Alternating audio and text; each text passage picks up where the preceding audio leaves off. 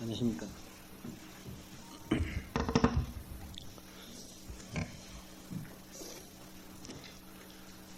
오늘은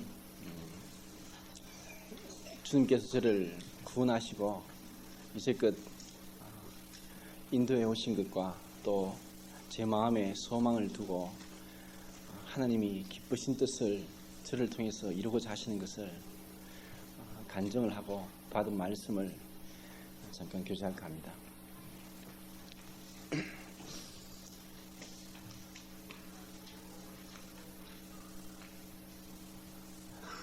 저희 집안에서는 믿는 사람이 아무도 없었습니다.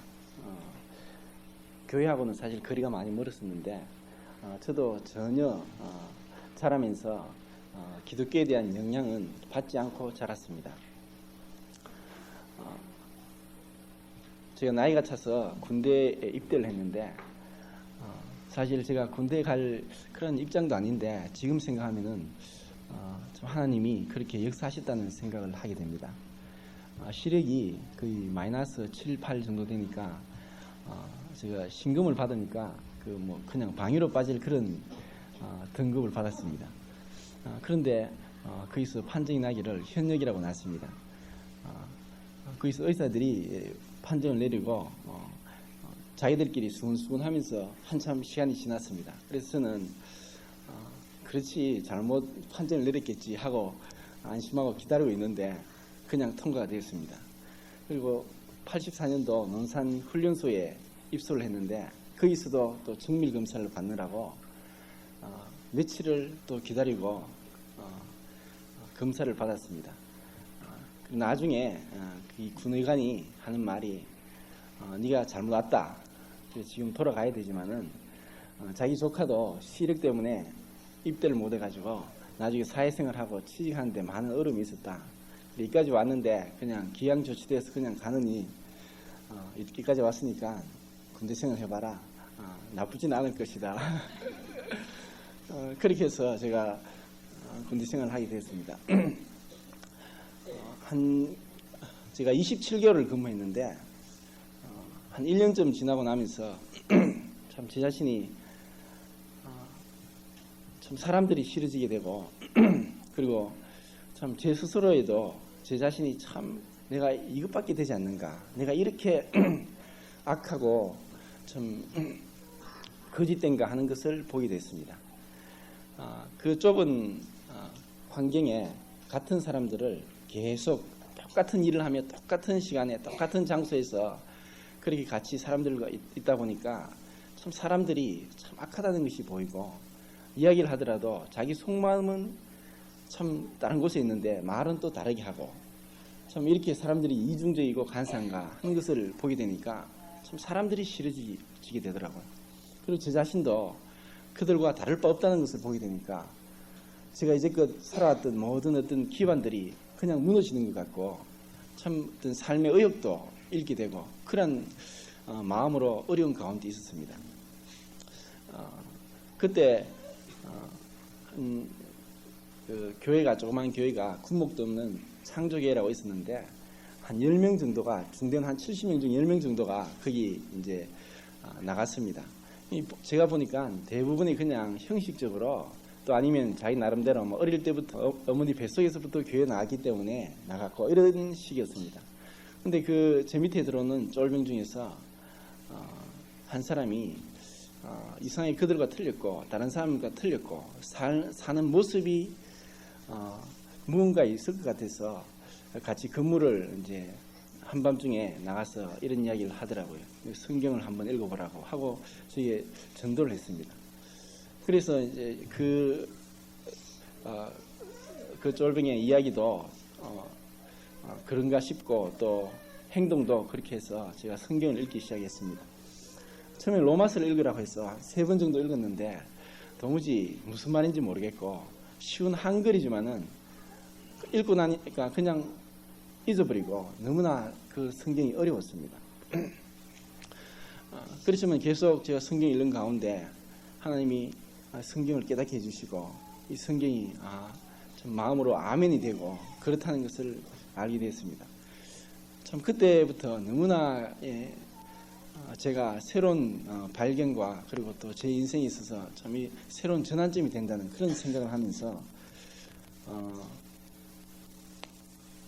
새벽에 일찍 일어나서 그 창고에 들어가서 이제 성경을 보면서 이제 기도하기 시작했습니다. 그리고 이제 저도 모르게 참 이게 너무나 큰 은혜를 하나님이 주셨는데 제가 어떻게 이 은혜를 갚을 수 있겠습니까? 제가 참 나중에 선교사가 되어서 하나님의 은혜를 갖겠습니다 하는 이러한 기도를 했습니다. 그때는 이제 선교사가 무엇인지 또 교회가 무엇인지도 모르고 그렇게 혼자 주님과 교제를 했습니다. 제대하고 나서 그냥 집 앞에 있는 교회를 나갔습니다. 그때는 이제 교파가 무엇이고 또 교회에 대해서 전혀 몰랐기 때문에 그냥 성경만 읽다가 좀 이것이 깨달아지고 너무나 이제 감사해서 그냥 교회에 나갔습니다. 그래서 교회 거기 장로교회에 있는데 한 2년 정도 거기 다녔는데 제가 이제 설교를 듣고 설교가 성경에서 좀 잘못되었던 이런 부분들을 이렇게 이야기하면은 사람들이 이상하게 쳐다보고 또 저는 이제 이렇게 해서 구원을 받았다고 막 이렇게 간증을 하면은 사람들이 잘 듣고 야 하면서 이제 귀를 기울이지만은 나도 그렇다 하고 이렇게 이야기하는 사람이 없었습니다. 그래서 혼자만 계속 그렇게 이야기하면서 전혀 그들의 어떤 구원이라든지 어떻게 그들이 구원 받았는지 안 받았는지 그런 데서는 생각도 못하고 다만 제 자신이 그냥 열심히 해서 참 너무나 이것이 귀하다는 그런 생각으로 계속 이제 간증을 했습니다. 그리고 이제 저희 형도 저기 있지만은 밤 늦게까지 토론도 하고 그런 적도 있었습니다. 그러면서 제 마음에 하나님의 일을 위해서는 신학교 가야 된다 그런 생각이 들었습니다. 그런데 그때 옆에서 누가 이런 이야기를 했습니다. 저에게 전도를 한 그 형제가 그레이스와 콜링은 구분해야 됩니다. 이런 편지를 써왔습니다. 함께 은혜를 구원받은 것과 하나님의 특별한 사역을 위해서 부르심을 받은 것과는 차이가 난다는 그러한 것을 제가 듣고 하나님이 부르셨으면은 언제라도 갈 수 있을 것이다. 이런 믿음을 가지고 기다렸습니다. 그런데 제 마음 가운데 한 가지 항상 늘 마음에 차지 않고 만족이 되지 않는 것이 있었습니다. 그것은 예배에 대한 부분이었습니다. 저는 참 그 거룩하신 하나님 앞에 예배를 드리고 싶었는데 예배 기존 교회에서 드리는 그러한 예배 형식들이 무언가 마음에 차지 않았고 또 이것이 정말 살아계신 하나님 앞에 드리는 예배일까 하는 그러한 의문점을 가지고 계속 찾았습니다. 그러다가 제가 칠곡으로 이사가는 바람에 그 또 칠곡 이사간 그 아파트 앞에 있는 교회를 나갔습니다. 나가서 첫날 율법적인 그런 설교를 듣고 그 뒤로는 나가질 않았습니다. 그래서 이제 대구에 있는 여러 교회들을 제가 제 발로 찾아다니면서 크다는 교회 그리고 다니면서 작은 교회도 다 다녀봤습니다. 그렇게 다녔지만은 제 마음에 참 이것이구나. 참 하나님이 말씀이 증거되고 그리고 예배가 드려지는 곳은 제가 찾을 수가 없었습니다. 그리고 심히 참 안타깝게도 어떤 곳에는 정말 하나님의 말씀을 전하는 분이 올라가서 이것이 하나님의 말씀이 이런 그러니까 호세아서 말씀이 있는데 그 호세아서 말씀을 두고 이것은 하나의 상징이다. 하나님의 종이고 선지자가 이렇게 생활을 할 수가 없다 하면서 설교를 하는 걸 듣고 그때는 사실 중간에서 나왔습니다. 그런 가운데 옥중 형제를 통해서 제가 이 교회에 오게 되고 그리고 참 예배를 드리면서 참 하나님 앞에 정말 감사한 마음으로 그리고 제 자신이 이제 한 10년째 이렇게 예배를 드리는 그런 가운데 신앙을 하고 있습니다. 그리고 하나님이 저를 이웃까지 인도하시고 그리고 정말 제 자신이 돌아보면은 참 부끄러운 점도 많고 참 뒤로 숨고 싶고 그런 것들도 많지만은 정말 주님은 은혜롭게 저희 삶을 인도해 주셨고, 제가 내일을 알지 못하고 한 시간 뒤를 알지 못하지만은 지나온 날들을 돌아보면은 참 하나님은 은혜로 나를 인도해 주셨다는 것을 말씀드릴 수가 있습니다. 그리고 최근 몇 개월 동안 참 심한 불면증에 시달리게 됐습니다. 이 불면증이라고 하니까 이상한데, 저희 자매는 우울 증세가 있으면 잠을 못 잔다고 하니까 정신병원에 가보라 그런 이야기도 하고, 저희 어머니는 뭐 병이 있는 거 아닌가, 아빠 진찰을 한번 받아보라 이렇게 말씀하시는데, 사실 많은 생각들과 갈등이 있었습니다. 제 자신이 하나님 앞에서 어떻게 행해야 될 것이고, 그것과 그리고 저희 가정과 그리고 제가 하고 있는 이 직업과 그리고 저희 부모님과 또 남은 가족들 그리고 교회의 여러 형편들을 보면서 많은 생각들이 있었습니다. 주님이 어떻게 저를 인도하시고 그리고 어떻게 그 인도함을 받아야 될 것인가, 나의 생각이나 계획이 아니라 참 하나님의 그 음성을 듣고 싶었습니다. 그런 가운데 이번 지난주에는 상당히 정신이 없이 지났습니다. 분명히 제 마음에 어느 정도 확정은 섰고 또 가족과 뜻은 비쳤지만은 분명히 결정은 되지 않았습니다. 그렇지만 계속 이제 잠을 자지 못하고 하루에 뭐 3시간, 4시간 이렇게 자고, 어떨 때는 뭐 1시간도 자지 않고 10분도 눈을 붙이지 않았는데 그냥 졸음이 오지 않고 그렇게 지낼 정도 있습니다. 그리고 지난주에는 뭐 제가 하는 이 정수기 사업 때문에 서울을 2번이나 그 트럭을 몰고 왔다 갔다 했습니다. 굉장히 이제 그 복잡한 출퇴근 시간에 정말 그 복잡한 서울을 길을 찾는다고 한참 헤매고, 그리고 또 뭐 이래 일을 한다고 막 끼니도 거르고 그런 가운데 굉장히 피곤한 하루였습니다. 그런데 제가 이 말씀을 수요일 부탁받고 말씀을 이제 준비할 사실 기회도 없었고, 또 제 마음 가운데 계속 몇 개월 동안 오던 그런 갈등들이 있는 가운데서 이제 말씀을 계속 읽었습니다. 그런데 이 말씀 가운데서 참 하나님의 사람의 그 모습과 하나님이 원하시는 그러한 뜻이 어디 있는지 여러 인물을 통해서 저에게 보여주셨습니다. 그리고 오늘 말씀을 보면서 주님이 저에게 주신 것들을 교제할까 합니다. 신명기 17장 말씀을 보시겠습니다.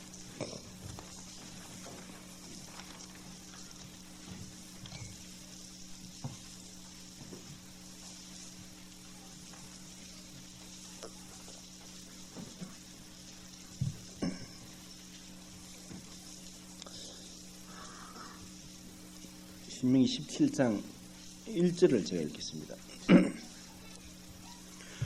무릇 흠이나 악질이 있는 우양은 네 하나님 여호와께니 이는 네 하나님 여호와께 가증한 것이 됨이니라. 구약시대 때이들이 양이나 소를, 다른 짐승들을 하나님께 드림으로 하나님께 나아갔습니다. 이러한 것을 통해서 그들의 죄가 용서받고 또 하나님과 교제하는 그러한 삶을 이 구약의 이스라엘 백성들은 살았습니다. 이미 우리는 이 제물이 예수 그리스도이시고 완전하게 하나님 앞에 들으셨다는 것을 알고 있습니다. 그리고 다른 한편으로는 이제 제물은 완전하고 이미 죄를 인한 죄사는 끝이 났지만 예배를 드리는 자가 어떠해야 되는지 이 말씀을 통해서 보게 되었습니다.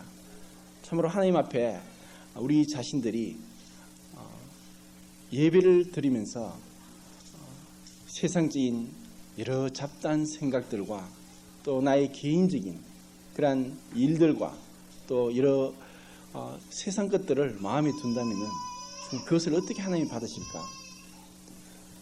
우리가 이렇게 영광스러운 자리에 앉아 있는데 하나님이 기뻐하시고 정말 내 마음으로 하나님이 받으시기 원하시는 그런 예배가 어떠한 것인지 생각이 될 때 참으로 이 예배가 중요하다는 것과 그리고 이 자리만이 아니라 우리의 모든 삶이 하나님 앞에 흠없이 영과 혼과 육이 보존되고 아버지 앞에 드러져야 될 것이라는 생각을 하게 되었습니다. 그리고 2절부터 13절까지는 재판하는 것에 대한 말씀들을 하시는데 만약에 어떤 악을 저지르면은 두세 사람의 정인을 세워서 그들의 죄를 심판하고 그리고 많은 회중 앞에서 죄를 심판하고 너희들이 회중에서 악을 제하라는 그런 말씀을 보게 됩니다.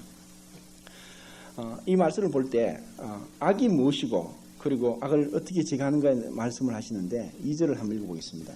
네 하나님 여호와께서 네게 주시는 어느 성중에서든지 너희 가운데 혹시 어떤 남자나 여자가 네 하나님 여호와의 목전에 악을 행하여 그 언약을 어기고 가서 다른 신들을 섬겨 그것에 절하며 내가 명하지 아니한 이를 성신에게 절한다자 혹이 그 일을 네게 고함으로 네가 듣거든 자세히 사실하여 볼지니 만일 그 일과 말이 확실하여 이스라엘 중에 이런 가증한 일을 행함이 있으면 너는 그 악을 행한 남자나 여자를 네 성문으로 끌어내고 돌로 그 남자나 여자를 쳐 죽이되 죽일 자를 두 사람이나 세 사람의 전구로 죽일 것이요 한 사람의 전구는 죽이지 말지며 이런 자를 죽이면은 정인이 먼저 그에게 손을 댄 후에 뭇 백성이 손을 댈지니라.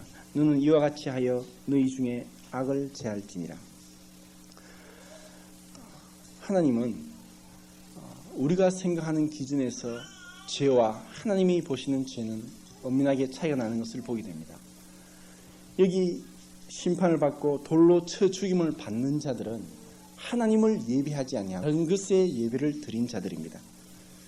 이러한 자들은 두세 증인의 정인을 자세히 사실하여 보고 그리고 그에 대한 죄의 대가로 돌로 쳐 죽임을 당했습니다. 하나님은 우리 마음을 살피시는 분이시고 우리 마음속에 무엇이 있는지 이들은 비록 외형적으로 다른 신들을 섬기고 하나님이 아닌 다른 것에 절하고 그것에 숭배를 했지만은 정말 이제 그리스도인들은 우리 마음 가운데 예배를 방해하는 여러 가지 것들이 있습니다. 이러한 것을 정결케 하고 하나님 앞에 준비되지 아니한다면은 그러한 예배를 하나님이 어떻게 받으실까 하는 생각을 합니다. 그리고 여기서 그 죄를 처단할 때는 반드시 두세 증인이 있어서 확실하게 그 죄에 대한 심판을 내렸는데 이런 말씀을 볼 때 사람들이 참 악하고 그리고 이러한 말을 빙자해서 의로운 자를 죽인 것을 보게 됩니다. 예수님이 죽임을 당하실 때도 신승모독죄라는 그러한 죄명으로 그리고 몇몇 거짓 고소하는 자에 의해서 예수님은 죽임을 당했습니다. 참으로 하나님은 우리 자신이 얼마나 악한지 사람들이 말이 얼마나 거짓되고 하나님의 영광을 이해하지 않고 자기 영광을 구하기 때문에 하나님의 뜻과 멀어지는 것을 보게 됩니다. 어제 저녁 습관신문에 참 기가 막힌 일이 나왔습니다. 대구 대명동의 어떤 지하 다방에 불이 나서 그의 주인이 죽었는데 1월 달에 그런 일이 일어났습니다. 그래서 그에 대한 그 죄인으로 아파트 경비원이 한 50이 넘은 분이 죄를 뒤집어쓰고 이제 교도소에 갇히게 됐습니다. 근데 이제 거의 1년이 다 돼 가는데 이제서야 진범이 밝혀져 가지고 그 사람이 이제 오명을 벗게 됐습니다. 이것이 이제껏 우리 인류가 사는 가운데 얼마나 많이 있었겠습니까? 우리의 판단과 또 우리가 내리는 그런 심판들은 참으로 하나님 앞에 잘못된 것이 많을 겁니다. 그렇지만 그러한 것들이 언젠가 하나님 앞에서는 온전하게 심판을 받게 될 것입니다. 이사야에서 보면 이런 말씀이 있습니다. 너희는 인생을 의지하지 말라. 그의 호흡은 코에 있나니 수에 칠 가치가 어디 있느냐. 하나님은 우리 인생이 이러한 사람들의 어떤 판단이나 이런 데 좌우되지 아니하고 분명하게 정말 하나님 앞에서 온전한 믿음으로 정말 하나님을 거짓됨이 없이 예배드리는 자를 찾는다는 생각을 하게 됩니다. 그리고 14절부터 말씀을 보겠습니다. 14절부터 네가 네 하나님 여호와께서 네게 주시는 땅에 이르러서 그 땅을 얻어 거할 때 만일 우리도 우리 주위의 열국같이 우리 위에 왕을 세우리라는 뜻이 나거든 반드시 네 하나님 여호와의 택하신 자를 네 위에 왕으로 세울 것이며 네 위에 왕을 세우려면 네 형제 중에서 한 사람으로 할 것이요 네 형제 아닌 타국인을 네 위에 세우지 말 것이며 왕된 자는 말을 많이 두지 말 것이요 말을 많이 얻으려고 그 백성을 애굽으로 돌아가게 말 것이니 이는 여호와께서 너희에게 이르시기를 너희가 이후에는 그 길로 다시 돌아가지 말 것이라 하셨음이며 아내를 많이 두어서 그 마음이 미혹되게 말 것이며 은금을 자기를 위하여 많이 쌓지 말 것이니라. 그가 왕위에 오르거든 레위 사람 제사장 앞에 보관한 이 율법서를 등사하여 평생에 자기 옆에 두고 읽어서 그 하나님 여호와 경외하기를 배우며 이 율법의 모든 말과 이 규례를 지켜 행할 것이라. 그리하면 그의 마음이 그 형제 위에 교만하지 아니하고 이 명령에서 떠나 좌로나 우로나 치우치지 아니하리니 이스라엘 중에서 그와 그의 자손의 왕위에 있는 날이 장구하리라. 모세를 통하여서 하나님은 나중에 이들이 다른 열국처럼 다른 이방처럼 이들도 왕을 구할 것을 예언을 하셨습니다. 사실 이제껏 이스라엘 백성이 이제껏 모세의 인도하에 있을 이때도 그렇고 이후에도 지금까지 어느 부족이나 나라나 단체든지 장은 있습니다.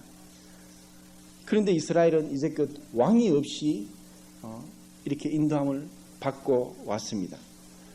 그런데 하나님은 나중에 이들이 왕을 찾으려 할 것을 말씀하시고 마지막 사사인 그 사무엘 때 그들은 왕을 구하게 됩니다.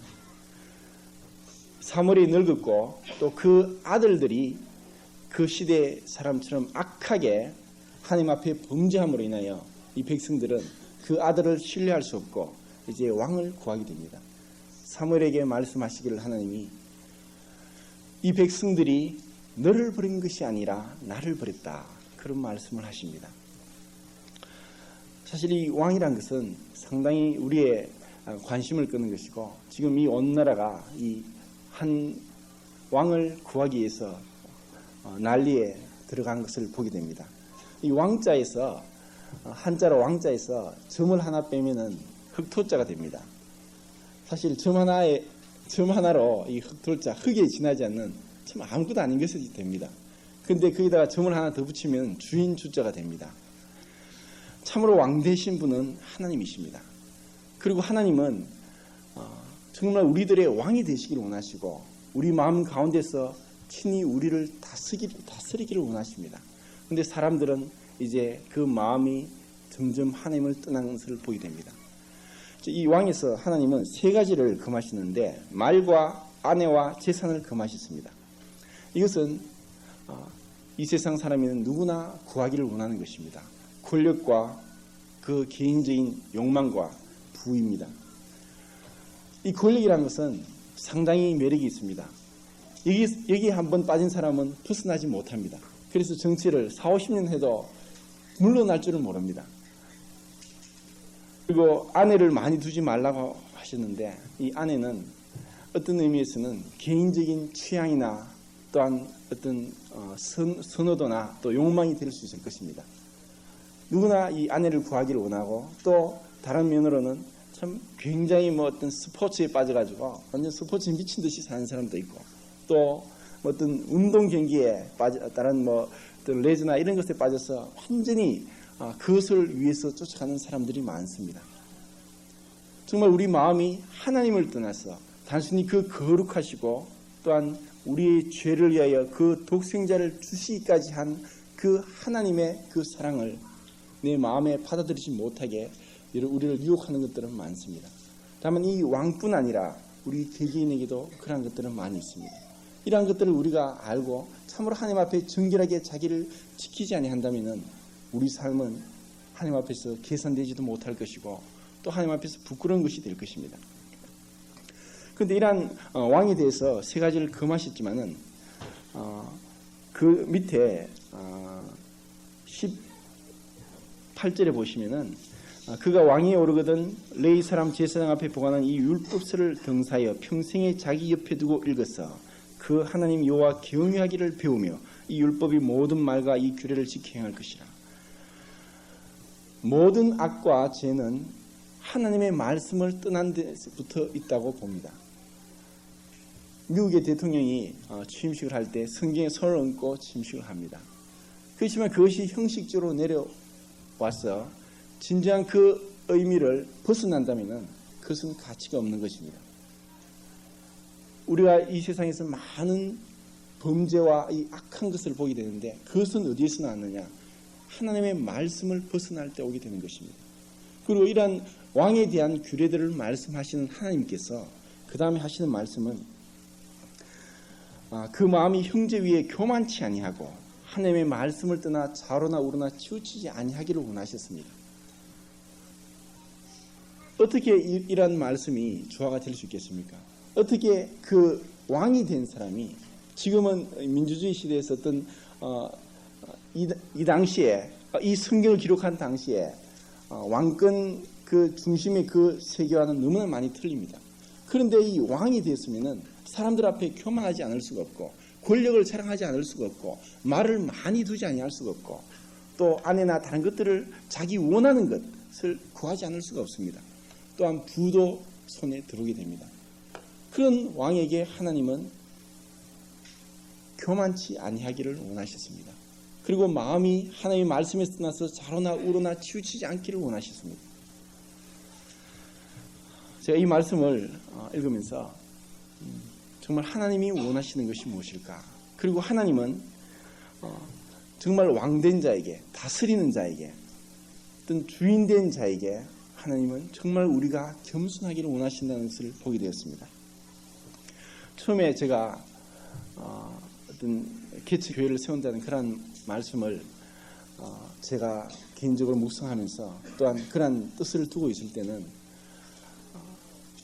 상당히 여러 가지 생각들이 났습니다. 그리고 어떻게 그것을 내가 할 수 있을까? 또 때로는 참 그렇지 아니하면은 이 험한 세상에서 참 죄인들을 구원하고 또한 구원받은 자들을 온전하게 세우는데 어렵지 않겠나 그런 많은 생각들이 났지만은 이제 이 말씀을 보면서 정말 제 자신이 어때야 되는지 그리고 이 교회는 고린도전서에 있는 말씀처럼 사도와 선지자의 터 위에 세워진 교회입니다. 사도 베드로가 예수님을 보고 주는 그리스도시요 살아계신 하나님의 아들입니다 라고 고백했을 때 예수님은 바요나 시모나 네가 복이 있도다. 이를 네게 알게 하시는 혈육이 아니라 하늘에 계신 아버지니라. 그런 말씀을 하십니다. 그리고 내가 이 반석 위에 내 교회를 세우리니 음부의 권세가 이기지 못하리라. 하나님은 이 베드로의 신앙 위에 교회를 세우셨습니다. 그리고 이 기초 위에 많은 기둥들이 있고 또 여러 집안에 사람이 살기에 필요한 것들이 있듯이 교회에는 여러 은사들이 있습니다. 이 은사는 마치 집을 틀을 닦고 기둥을 세우고 그 안에 여러 가지 사람이 필요한 가지 도구를 두는 것처럼 사람이 살기에 필요한 것들입니다. 이것이 하나님의 교회에 있어야 되는 것입니다. 그리고 처음에는 이러한 은사들을 제가 볼 때 참 때로는 시기하는 마음도 있고 질투하는 마음도 있고 왜 나에게는 저런 은사가 없을까 그런 마음도 들었지만은 이제 다양한 은사를 보게 될 때 하나님 앞에 참 감사한 마음이 있습니다. 하나님은 저렇게 저 형제와 자매를 세우셔서 은사를 활용하게 하셔서 교회를 세우신다는 그런 하나님의 다양함을 보게 될 때 하나님께 감사가 됩니다. 우리의 생김새만큼이나 하나님은 여러 은사를 주셨습니다. 그리고 고린도전서나 로마서, 에베소서, 베드로전서 이런 말씀을 볼 때 어떤 분들은 은사가 19가지라고 이야기도 하고 23가지라고 이야기도 하고 또 어떤 분은 참 무수히 많다고 말씀을 하십니다. 은사는 참 많이 있습니다. 그리고 그 은사들은 이 우리가 사는 집안에 여러 가지 도구가 있듯이 정말 우리에게 필요한 것들입니다. 그리고 필요한 때에 필요한 장소에 하나님은 그런 은사를 세우신다는 생각이 듭니다. 그리고 한 가지 더 중요한 것은 이러한 사람이 살기에 모든 조건이 모든 집이 완비되었을지라도 그 안에 사람이 없으면 그것은 가치가 없는 것입니다. 집을 아무리 아름답게 지었을지라도 사람이 없다면 가치가 없습니다. 이 사람은 어떤 의미의 인격과 같습니다. 이것은 하나님의 성령의 열매로서 우리 가운데 사랑과 희락과 화평과 오래 참음과 자비와 온유와 양성과 충성과 절제라는 이러한 열매로 나타나는 그리스도의 성품들입니다. 은사는 봉사와 관련된다고 하면은 이 열매는, 성령의 열매는 그 사람의 인격입니다. 그리고 은사는 하나의 도구라고 하면은 열매는 그 결과 자체인 것입니다. 하나님은 이 은사를 여러 가지로 복수로 말씀하셨지만 단수 하나밖에 없는 것입니다. 그리고 이 은사는 여러 각 개인이 다 다른 은사를 소유할 수 있지만은 이 성령의 열매는 한 사람을 통해서 이렇게 많이 나타날 수가 있다는 것입니다. 은사는 끝이 날 것이지만 열매는 끝이 나지 않고 영원할 것입니다. 이런 말씀을 보면서 정말 하나님의 교회는 혼자 하는 것이 아니고 참으로 그 기초로서 정말 주님 안에서 정말 사도와 선지자들처럼 구역을 당한 적 축복하고 핍박을 당한 적 그들을 위해서 기도하고 이러한 정말 겸손한 자세가 되지 아니하면 될 수 없다는 것을 보게 됐습니다. 그리고 시편 72편을 한번 보시겠습니다.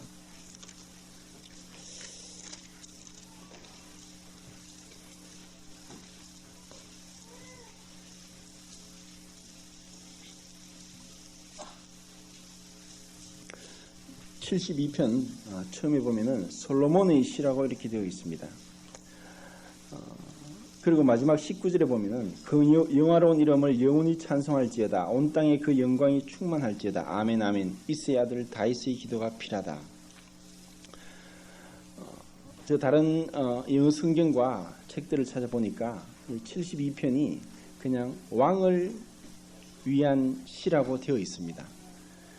그리고 다윗이 마지막으로 솔로몬을 위해 지은 시라고 이렇게 되어 있는데 이 내용적으로 봤어도 다윗이 다음 왕이 될 솔로몬에게 한 기도로 보게 됩니다. 그런데 이 말씀에서 이 시편 72편에서 계속 왕이 될 사람에게 강조되는 것이 무엇인가 하면은 2절에 보면은 저가 주의 백성을 의로 판단하며 주의 가난한 자를 공의로 판단하리니 4절에 저가 백성의 가난한 자를 신원하며 궁핍한 자의 자손을 구원하며 압박하는 자를 끄끄리로다. 12절에 저는 궁핍한 자의 부르짖을 때에 건지며 도움이 없는 가난한 자도 건지며 저는 가난한 자와 궁핍한 자를 긍휼히 여기며 궁핍한 자의 생명을 구원하며 왕이 될 사람에게 이제 시편 기자는 가난하고 궁핍하고 도움이 없는 참으로 어려움 가운데 있는 자를 긍휼히 여길 것을 기도를 하고 있는 것을 보게 됩니다. 참으로 높은 자리에 있으면서 가난하고 낮은 자리에 있고 어려움에 있는 사람을 이해하기란 참으로 어렵습니다. 참으로 내가 그 병을 알지 아니하고 그 병을 앓는 사람을 이해할 수가 없습니다. 내가 정말 큰 어려움에 처해서 부도가 나고 완전히 막 빗덩어리에 주저앉고 그래서 어떠한 도움도 없이 더 이상 헤쳐나갈 힘이 없는 그러한 어려운 경험을 당하지 아니한 사람은 다른 사람들이 어려움을 당했다 하더라도 그것을 잘 이해하지 못할 것입니다. 그런데 하나님은 정말 다스리는 자가 이렇게 궁난하고 도움이 없는 자를 불쌍히 여기고 긍휼히 여길 것을 말씀을 하셨습니다. 또한 가난한 자를 자의 송사라고 편벽되이 두어하지 말라 그런 말씀도 하셨고 매 7년이 되는 안식년에는 이 빚을 진 사람의 빚을 다 탕감하여 주는 그러한 말씀들을 하나님은 법으로 정하셔서 매 7년마다 그렇게 빚을 탕감해 주고 그렇게 하셨습니다. 그리고 종도 자기가 원하면은 그냥 자기가 원하는 대로 갈 수 있도록 내어주는 것을 말씀하셨습니다. 이러한 말씀을 이러한 율법들을 볼 때 하나님은 참으로 고아와 과부의 아버지시고 그리고 궁핍하고 어려움에 처한 자들을 불쌍히 여기는 하나님인 것을 보게 됩니다. 이것이 다만 물질적으로 가난하고 궁핍한 것이 아니라 진정으로 우리 자신이 하나님 앞에 선다면은 이러한 자라는 것을 시인하지 않으면 안 될 것입니다. 우리 자신이 하나님 앞에 선다면 어떠한 자입니까? 우리가 얼마나 부족한 자이며 얼마나 하나님 앞에서 이렇게 도움을 필요한 자이겠습니까? 하나님은 우리가 어떠한 자인지를 아십니다. 그런데 우리가 하나님과 멀어지게 된다면 우리는 우리의 부족한 것을 알지 못하고 내가 부유하다, 내가 참 부족한 것이 없다, 그렇게 말할 수밖에 없을 것입니다. 라오디게아 교회처럼 그러한 고백을 하게 될 것입니다. 그렇지만 하나님은 이러한 자들에게 우리의 부족한 것을 보여주시고 그것을 채워주기를 원하십니다. 그것을 누가 할 것인가 하면 참으로 하나님 앞에서 먼저 되고 또한 그렇게 자원하는 자에 의해서 이러한 자들의 부족을 채워주는 것입니다. 유명한 하나님의 종에게 어떤 분이 그렇게 물었다고 합니다. 어떻게 당신에게 이런 능력이 나옵니까? 그때 이분이 사도행전에 있는 그 베드로의 그 놀라운 그 기적을 이야기했다고 합니다. 성전 미문에 나면서부터 안전병이가 되어서 자기 스스로 일어날 수도 없는 자가 이제 밥은 먹고 살고 밥벌이는 해야 되니까 주위에 있는 사람이 아침만 되면은 들것에 들어서 성전 앞에 놔둡니다. 그러면 이 사람에서 지나가면서 이제 동냥을 하고 적성을 하면은 그것을 가지고 자기가 생활하고 자기를 옮겨준 사람들에게도 주고 뭐 지금도 그런 사람들이 많은데 그렇게 하는 안전병이가 있었습니다. 그때 베드로와 요한이 그 앞을 지나갈 때 뭔가 좀 달라고 했습니다. 베드로가 하는 말이 금과 은은 내게 없으나 내게 있는 것으로 네게 주니 곧 나사렛 예수의 이름으로 걸으라 하고 손을 잡고 일으키니까 그 사람이 벌떡 일어서고 걷게 됐습니다. 너무나 기뻐서 뛰면서 찬양하고 하나님께 영광을 돌렸습니다. 사람들이 이러한 사건을 보고 아니 이것이 어떻게 된 것인가, 나면서부터 안전병이 된 자가 저렇게 일어나서 걸을 수 있다니. 분명히 우리가 가난한 자, 우리보다 더 어려움에 있는 자를 도우기 위해서는 우리에게 필요한 것이 있습니다. 그것은 바로 예수 그리스도의 이름입니다. 하나님 우리에게 또한 저에게 예수 그리스도를 주셨습니다. 예수님은 만왕의 왕이시고 만물 안에 만물을 충만케 하시는 분이십니다. 그분에게는 부족한 것이 없습니다. 이제 그분을 이제 믿음으로 이제 어떠한 어려움에 있든지 그러한 자들에게 참으로 그 예수의 이름을 준다는 것은 참으로 복된 것이고 참으로 주님께 참 영광스러운 일이라고 생각이 듭니다.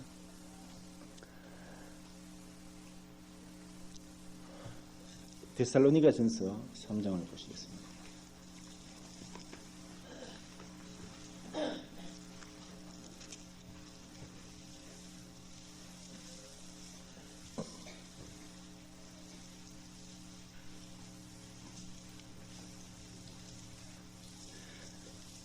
삼 장 7절부터 제가 읽겠습니다.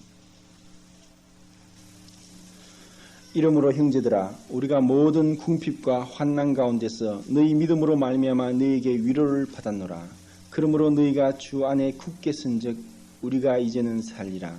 우리가 우리 하나님 앞에서 너희를 인하여 모든 기쁨으로 기뻐하니 너희를 위하여 능히 어떠한 감사함으로 하나님께 보답할고 주야로 힘이 간구함은 너희 얼굴을 보고 너희 믿음의 부족함을 온전케 하려 함이라. 사도 바울이 데살로니가 교회에 보낸 편지를 보면서 사도 바울의 기쁨과 참으로 그게 사도 바울이 살았던 삶의 목적을 보게 되었습니다. 데살로니가 교회에 편지하기를 참 사도 바울은 궁핍과 환난, 모든 환난 가운데 있었지만은 데살로니가 교회 성도들의 믿음을 인하여서 위로를 받았다고 합니다. 그리고 이들이 주 안에 굳게 서게 됐을 때 이제 자기가 살아가는 목적이 나타난다고 고백을 합니다. 너희가 주 안에 굳게 선즉 우리가 이제는 살리라. 그리고 참으로 하나님께 감사하고 그리고 주야로 힘이 간구했던 것은 이들의 믿음의 부족함을 온전케 하려 합니다. 우리 가운데 믿음에 온전한 사람은 많지 않습니다. 우리는 누구의 도움을 필요로 합니다. 또한 우리가 이러한 도움을 주는데 우리에게 있는 것으로 줄 수밖에 없습니다. 참 이러한 말씀을 보면서 내가 무엇을 위해 살아야 될 것인가, 그리고 하나님이 나를 위해서 계획해 놓은 것이 무엇인가 하는 생각을 하면서 정말 이러한 믿음의 부족함을 온전케 하는 일에 제 자신을 드려야 되겠다는 그러한 생각을 하게 되었습니다. 한 군데 더 찾아보겠습니다. 고린도후서 13장 말씀입니다.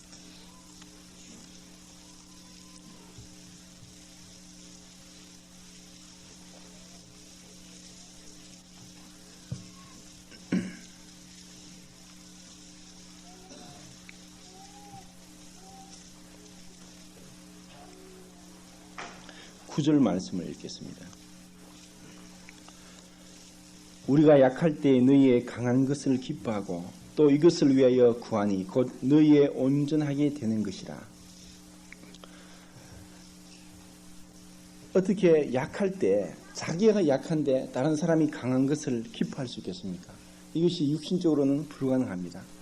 그리고 자기가 어려운 가운데 있으면서 다른 사람을 돕는다는 것은 참으로 불가능한 것입니다. 그런데 하나님은 이미 예수님이 탄생하기 700년 전에 한 아기를 우리에게 주셨는데 그 이름은 기묘자여 모사여 전능하신 하나님이여 평강의 왕이라는 말씀을 하십니다. 그분은 영존하신 아버지입니다. 이러한 아기를 우리에게 주셨고 저에게 주셨습니다. 그리고 평강의 왕이다.